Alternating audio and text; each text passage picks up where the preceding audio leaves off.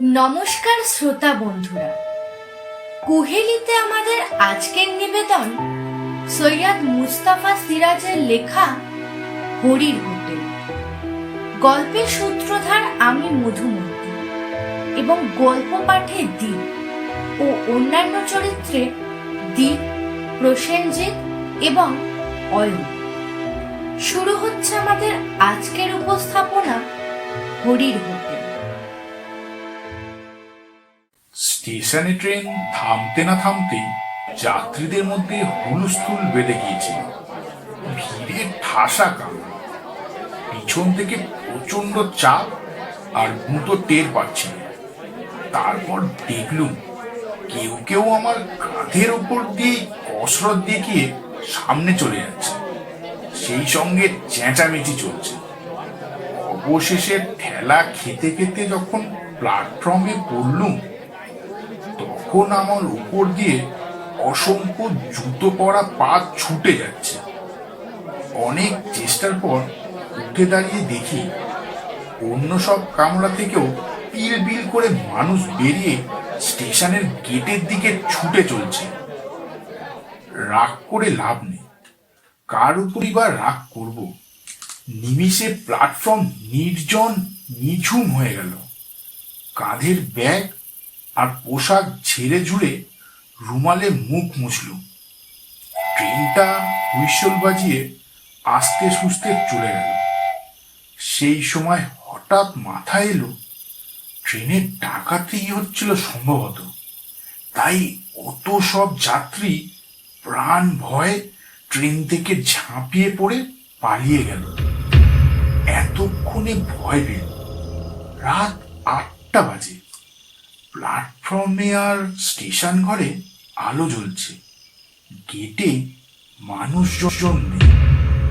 সেখানে গিয়ে একটু দাঁড়ালো। ডাকাতরা ট্রেন থেকে নেমে স্টেশন ঘরে ঢুকে হামলা করেছে কিনা দেখবার জন্য উঁকি মারল। না, স্টেশন ঘরে উঠতি পড়ে এক ভদ্রলোক চেয়ারে বসে চোখ বুজে ঝিমোচ্ছেন। তাকে বললুম, একটা কথা জিজ্ঞাসা করতে পারি আপনাকে? তিনি চোখ না খুলেই বললেন, পারেন, তবে আপনার বরাতে হরির হোটেল আছে। অবাক হয়ে বললুম, হরির হোটেল মানে? এ টল্লাতে নতুন এসেছেন, যাবেন কোথায়? কাঞ্চনপুর। সেখানে কার বাড়ি যাবেন? একটু বিরক্ত হয়ে বললুম, সেখানে আমার বন্ধুর বাড়ি। রেলকোট পরা ভদ্রলোক এবার চোখ খুলে একটু হেসে বললেন, আপনার বন্ধু আপনাকে এখানকার হাল হদিস কিছুই জানাননি দেখছি। তা কি আর করবেন, হরির হোটেল এখন আপনার ভবিতব্য। কথা না বাড়িয়ে বললুম, গেটের টিকিট নেওয়ার লোক নেই, টিকিটটা নেবেন কি? টিকিট কেটেছেন? এ তল্লাটে নতুন প্যাসেঞ্জার, টিকিট কাটবেন বই কি? ইচ্ছা হলে দিন, না হলে দেবেন না। বুঝলুম এই ভদ্রলোকই স্টেশন মাস্টার। মাথায় হয়তো ছিট আছে। টিকিটটা ওর সামনে টেবিলে রেখে বললুম, আচ্ছা এবার বলুন তো, এত সব যাত্রী ট্রেন থেকে ওভাবে মরিয়া হয়ে নেমে দৌড়ে পালালো কেন? আজ যে শনিবার, তাতে ট্রেন 4 ঘন্টা লেট। বুঝলুম না। বুঝতে পারবেন, গেট পেরিয়ে নিচের চত্বরে যান। গেট পেরিয়ে গিয়ে দেখি কয়েক ধাপ সিঁড়ির নিচে একটা খোলামেলা জায়গা। এক প্রান্তে কিছু দোকানপাট। অস্পষ্ট জ্যোৎস্নায় লক্ষ্য করলুম চত্বর একেবারে জনহীন। আমার সহকর্মী ও ঘনিষ্ঠ বন্ধু নির্মল বলেছিল, স্টেশন থেকে নামলেই বাস, সাইকেল রিক্সা বা এক্কা ঘোড়া গাড়ি একটা কিছু পেয়ে যাব, কিন্তু কোথায় তারা? একটা চায়ের দোকানে আলো জ্বলছিল। সেখানে গিয়ে বেঞ্চে বসে বললুম, পরের বাস কটায় দাদা? চাওয়ালা আমার দিকে তাকিয়ে মুচকি হেসে বলল, বাবু মশাইয়ের আশা হচ্ছে কোত্থেকে? কলকাতা। ঠিক ঠিক, তা যাওয়া হবে কোথায়? কাঞ্চনপুর। পরের বাস কখন আসবে? বাবু মশাই, এ রাত্রে আর বাস আসবে না, আসবে সেই ভোরবেলা। কেননা রাত্রিরে তো এই স্টেশনে আর কোনো ট্রেন থামে না।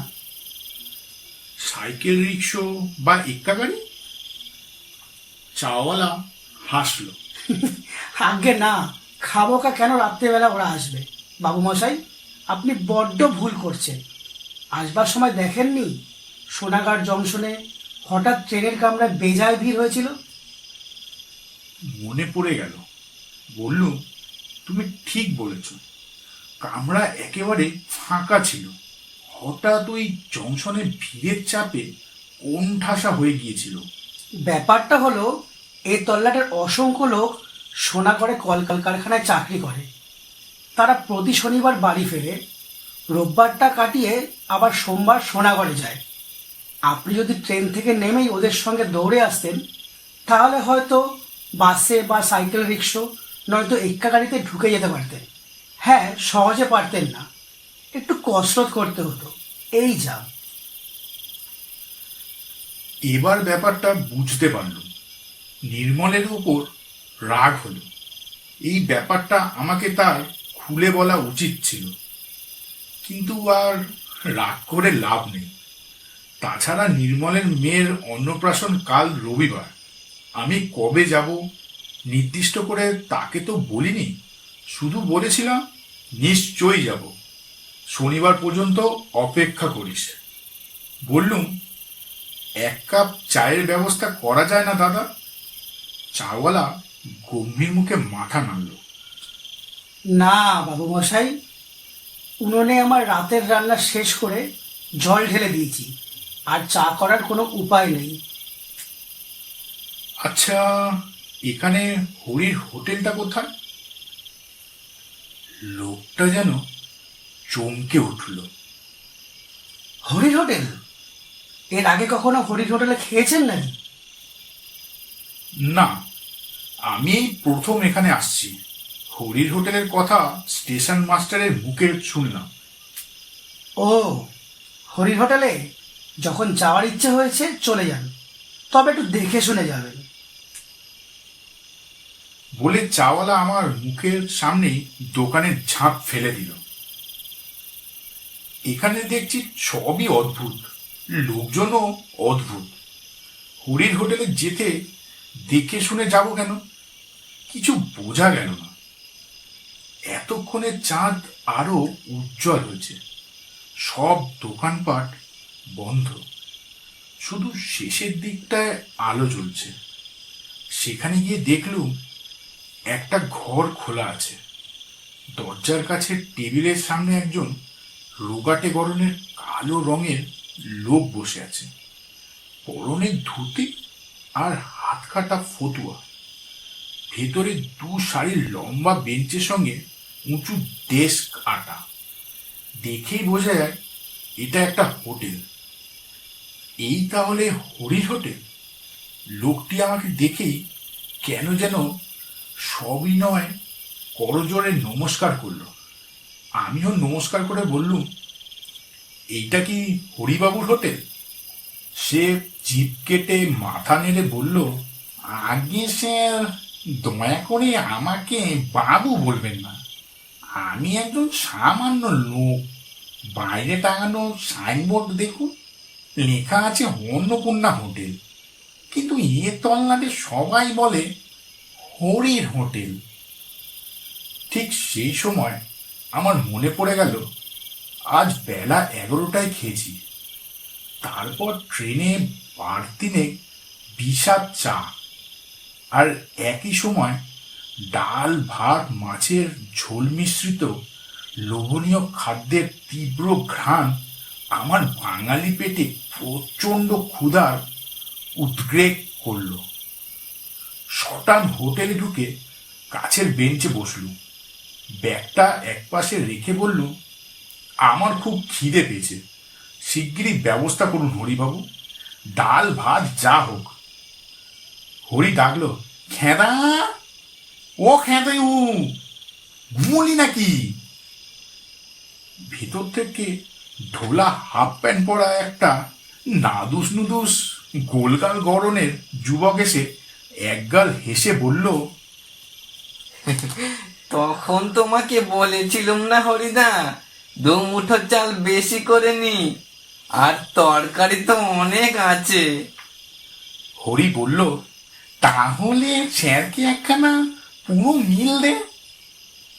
কিছুক্ষণের মধ্যে গোগ্রাসে এক থালা ভাত, ডাল, তরকারি, মাছ পরম তৃপ্তিতে খেয়ে ঢেকুর উঠল। হাত মুখ ধুয়ে এবং মুছে বললুম, অপূর্ব, খাসা আপনার হোটেলের রান্না, খেয়ে এমন তৃপ্তি জীবনে পাইনি। হরি বলল, অথচ ব্যাটার ছেলেরা আমার হোটেলের বদনাম রটায়। কি আর বলবো স্যার, আমার নামে থানায় পুলিশের কাছে নালিশ পর্যন্ত করেছিল। যাজ্ঞে সেসব কথা, আপনি আমার অতিথি, আপনার কাছে দাম নেব না। কিছুতেই হরি মিলের দাম নিল না। অবশেষে বললুম, ঠিক আছে, তাহলে আমাকে রাত্রে থাকার জন্য একটা ঘর ভাড়া দিন। হরি জিভ কেটে বলল, ঘর তো নেই স্যার, আমার হোটেল শুধু খাওয়ার হোটেল, এখানে থাকার ব্যবস্থা নেই। আমি আর খেদা ওপরের ঘরে রাত্রির কাটাই, নিচে কি থাকবার জো আছে? নানা উপদ্রবের চোটে অস্থির হতে হবে। কি উপদ্রব হরিবাবু? আমি এই বেঞ্চে শুয়ে রাত কাটাতে পারবো, কোনো উপদ্রব গ্রাহ্য করব না। হরি হাসল, আপনার মাথা খারাপ, কথা বাড়িয়ে লাভ নেই। আমারও খিদে পেয়েছে, তা আপনি যাবেন কোথায়? কাঞ্চনপুর। দিব্যি জ্যোৎস্নার রাত্রি, মোটে তো 3 কিলোমিটার রাস্তা, হাঁটতে হাঁটতে চলে যান, কোনো ভয় করবেন না। আমাদের এ তল্লাটে আর যা কিছু থাক, চোর ছিনতাই মাছ ডাকাত নেই। মনের আনন্দে গান গাইতে গাইতে চলে যান। অগত্যা হোটেল থেকে বেরিয়ে আসছি, হরি হঠাৎ ব্যস্তভাবে ডাকলো, স্যার শুনুন স্যার। ঘুরে দাঁড়ালুম। সে আমাকে অবাক করে 6টা অ্যান্টাসিড ট্যাবলেট আমার হাতে গুজে দিল। বললুম, অ্যান্টাসিড ট্যাবলেট কি হবে? হরি মুচকি হেসে বলল, বাইরের মানুষ হরির হোটেলে খেয়েছে, যদি দৈবাত অম্বল হয় টায়। আপনি আমার এ রাত্রিরে একমাত্র খোঁজদের স্যার, আপনি আমার সার্টিফিকেট বটে। বলে সে হোটেলে ফিরে গেল। আমি এতক্ষণে একটু চিন্তায় পড়লুম। খেতে তো সবই সুস্বাদু মনে হচ্ছিল, তাই খেয়েছিও প্রচুর। প্যান্টের বেল ঢিলে করতে হয়েছে, কিন্তু অ্যান্টাসিড কেন? দুধারে মাঠ, নির্জন পিচ রাস্তায় গুনগুন করে সত্যি মনের আনন্দে গান গাইতে গাইতে হাঁটছিল। জ্যোৎস্নার চারদিক বেশ স্পষ্ট। কিছু দূর চলার পর মনে হলো পেট বেজায় ওজনদার হয়ে উঠছে। তখন দুটো অ্যান্টাসিড ট্যাবলেট মুখে পুরে চুষতে থাকল। আরো কিছু দূর হাঁটার পর পেটের ওজন কমেছে মনে হলো। সেই সময় নেহা খেয়াল বসে একবার পিছু ফিরে দেখি, আমার পিছনে কেউ হেঁটে আসছে। একজন সঙ্গী পাওয়া গেল ভেবে দাঁড়িয়ে গেলুম। অমনি সেই লোকটাও দাঁড়িয়ে গেল। বললুম, কে? কোনো সাড়া এলো না। একটু ভয় পেলুম। ছিনতাইবাজ বা ডাকাত নয়। চলার গতি বাড়ালো। তারপর এক অদ্ভুত ঘটনা লক্ষ্য করল। যতবার পিছনে তাকাচ্ছি, দেখছি জ্যোৎস্নার কালো রঙের মূর্তির সংখ্যা বেড়ে যাচ্ছে। রাস্তার দুপাশে মাঠ থেকে একজন দুজন করে আরো লোক এসে সেই ছায়া মিছিলকে বাড়িয়ে তুলছে। অবশেষে ঘুরে দাঁড়িয়ে চেঁচামেচি করে বললুম, তোমরা যেই হও, আমার কাছে ডাকাতি করার মতো মাল করি নেই। বন্ধুর মেয়ের অন্নপ্রাশনের উপহার দিতে কিছু পুতুল আর জামা কিনেছি। নগদ টাকা করি যা আছে তা তোমরা কেড়ে নিয়ে ভাগাভাগি করলে প্রত্যেকের একটা আধুনির বেশি পাবে না। কাজেই তোমরা কেটে পড়ো। আশ্চর্য ব্যাপার, কালো কালো মানুষের দল স্থির দাঁড়িয়ে আছে। তারপর আবার কিছুটা হেঁটে গিয়ে ঘুরে দেখি তারা সমান দূরত্বে আমাকে অনুসরণ করছে। এরা কারা? অজানা ত্রাসে শিউরে উঠল। সাহস দেখিয়ে খুব চেঁচিয়ে বললুম, সাবধান, আমার কাছে রিভলভার আছে। আমি কিন্তু পুলিশের লোক, গুলি করে মুন্ডু উড়িয়ে দেব। কিন্তু এই হুমকিতেও কাজ হল। আমি যত দ্রুত হাঁটছি তারা একই দূরত্বে নিঃশব্দে হেঁটে আসছে। আমি থমকে দাঁড়ালে তারাও দাঁড়িয়ে যাচ্ছে। অদ্ভুত ছায়া কালো মিছিল পিছনে নিয়ে হেঁটে চলা সহজ ছিল না। আমার গলার তৃষ্ণায় শুকিয়ে গেছে। সঙ্গে জলের বোতল নেই, এমনকি একটা টর্চও আনেনি। আতঙ্কে দিশেহারা হয়ে আমি দৌড়তে শুরু করলাম। দৌড়তে দৌড়তে যতবার পিছু ফিরে তাকাচ্ছি, শিকার আমাকে অনুসরণ করছে। কিছুক্ষণ পরে সামনে কোনো কালো গাছপালার ফাঁকে রাস্তার ধারে একটা মন্দির দেখতে পেলাম। দূরের উঁচু খোলা চত্বরে কারা বসে কথা বলছে। আমি দৌড়ে গিয়ে সামনে দাঁড়াতে লোকগুলো হইচই করে উঠলো। কে কে হাঁপাতে হাঁপাতে বললুম, আমি। কেউ ধমকে বলল, আমি কে? আগে আমি কলকাতা থেকে আসছি, যাব কাঞ্চনপুর। বাস ফেল করায় বড় বিপদে পড়েছি। একজন বলল, তাই বলুন, তা বিপদটা কি? একদল কালো কালো লোক আমাকে ফলো করে আসছে। সর্বনাশ! আপনি কি হরির হোটেলে খেয়েছেন? খেয়েছি, বড্ড খিদে পেয়েছিল। অমনি আবার হইচই পড়ে গেল। ওরে, এই হরির হোটেলে খেয়েছে রে! কি সর্বনাশ! আবার একা নয়, সঙ্গে হরির হোটেলে খাওয়ার পুরো দলটাকে সঙ্গে নিয়ে আমাদের গায়ে এসেছে। এসব বলতে বলতে লোকগুলো মন্দিরের পিছনে উধাও হয়ে গেল।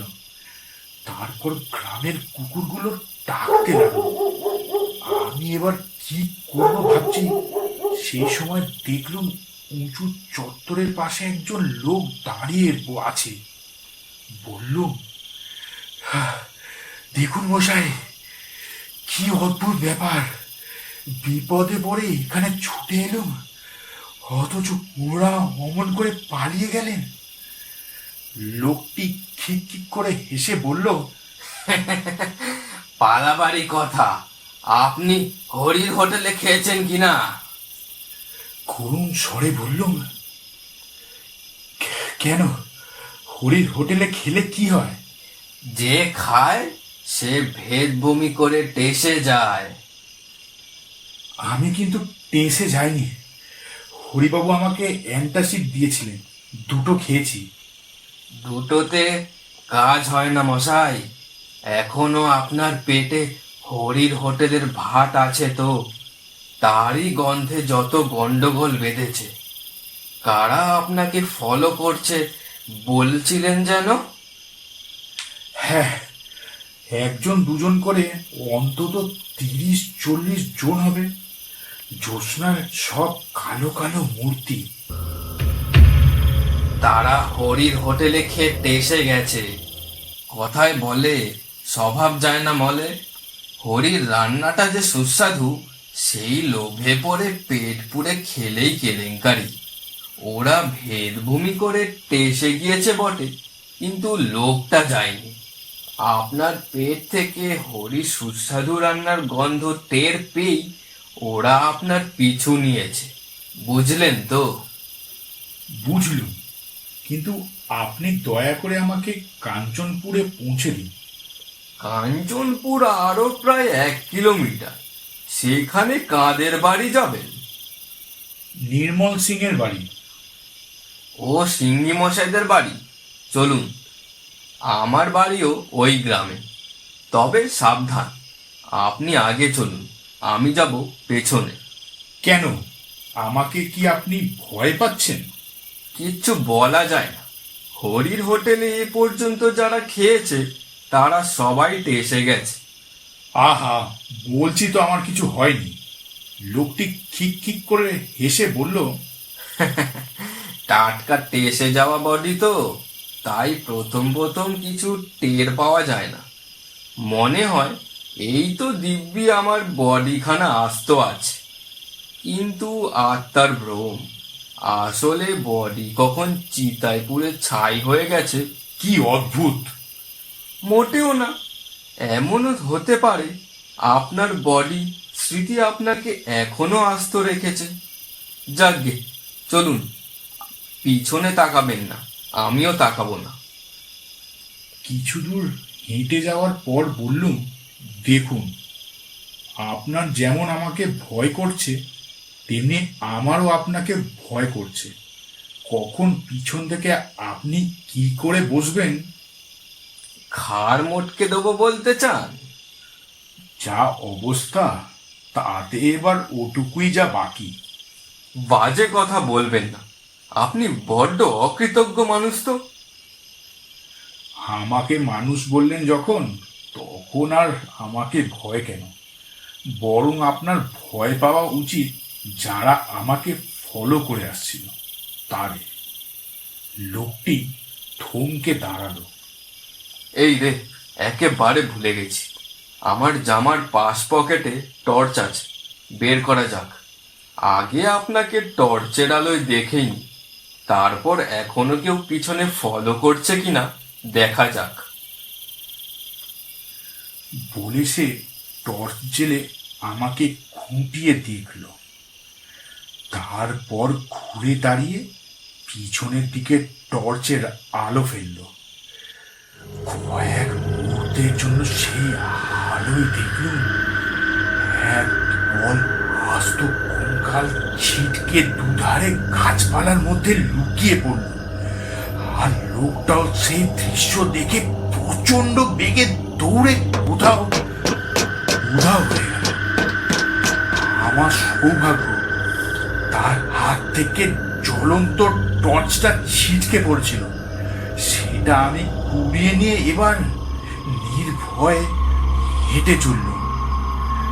মাঝে মাঝে পিছু ফিরে টর্চের আলো ফেলছিল, কিন্তু আর কেউ আমাকে অনুসরণ করছিল না। বেশ কিছুক্ষণ চলার পর রাস্তার বাঁকের মুখে মোটর সাইকেলের উজ্জ্বল আলো দেখায়। তারপর মোটর সাইকেলটা আমার কাছে এসে থেমে গেল।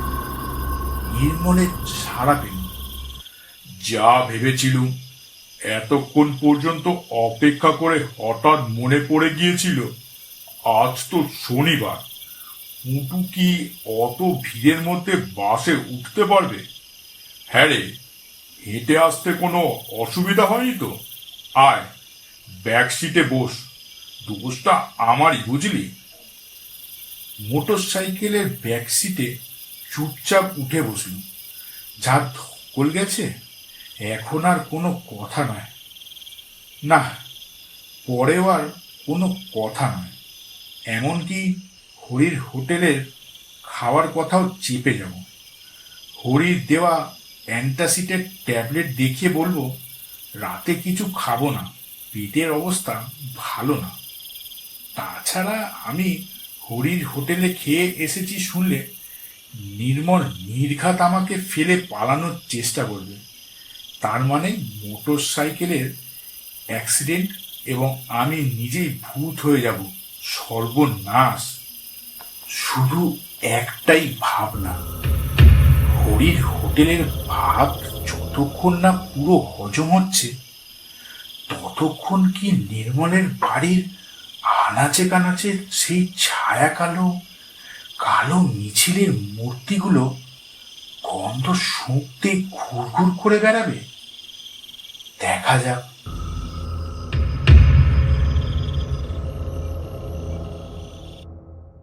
শুনছিলেন সৈয়দ মুস্তাফা সিরাজের লেখা হরির হোটেল। আমাদের প্রয়াস ভালো লাগলে লাইক, কমেন্ট, শেয়ার এবং সাবস্ক্রাইব করার অনুরোধ রইল। দেখা হচ্ছে আগামী শুক্রবার ঠিক রাত 8টায় নতুন গল্পের সাথে। ধন্যবাদ, ভালো থাকবেন।